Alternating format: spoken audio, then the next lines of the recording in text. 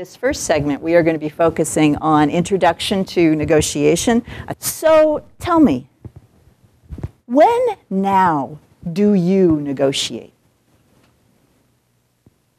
Yes? When there's a conflict that needs to be resolved. When there's a conflict that needs to be resolved. And are there some specific examples of the kinds of conflicts that you have encountered that would require you to negotiate? Yes.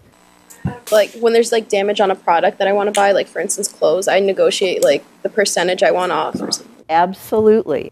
So the first thing I need you to do is pick a partner, pair up with somebody. We're going to go for about 10 minutes, but I'm going to be walking around and assessing when is the time to end. I will give you a 1-minute warning once I've decided we're at the conclusion. Okay, all right, I need you to stop. Even if you have not come to a conclusion, I need you to stop. And now we're going to talk about this a little bit. So let me ask this question first. Was that a negotiation? You're nodding your head yes, because why was it a negotiation? Because she was coming in at one position where she wanted X, and I was coming in at another position where I had to offer Y, so we had to negotiate that. Okay. If one of the characteristics of a negotiation is that there is back and forth, give and take, movement by both of the parties, by looking beyond this year and looking at next year, you created the opportunity for some movement. So I want you to imagine that the professor's in the room, that you go home. And you're going to have to imagine me as your spouse. Just transform me to whatever would be the appropriate spouse type person. So you come home and you say to me, well, I'm out with the chair today. You knew I was going to do that. We had talked about it. And he offered me $60,000. Which of these storylines is the spouse going to like better? The second one. But it's the same number, 60,000, same bottom line. Come on, let's be practical here. Yes? It seemed like you had power on the second one.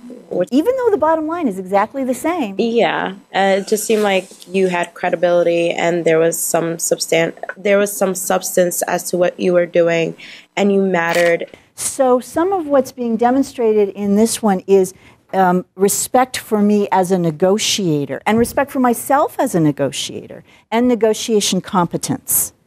There's a sort of message that comes from the dialogue, even if the bottom line is the same.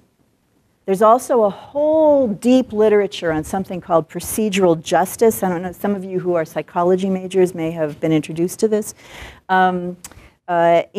Normally, we think of this as applying, for example, in hearings, where people need the opportunity to speak. They need to know that they were heard. They need to be treated in a respectful manner. They need to be treated in an even-handed, neutral manner.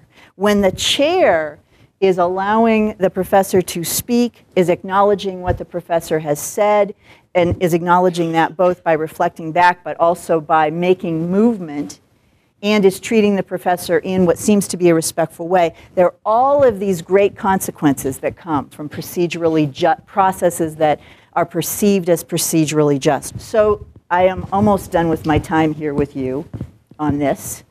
And what we've covered are these different concepts. First, we've talked about when a conversation is not just a conversation or a debate, but is instead a negotiation. And not every conversation is a negotiation.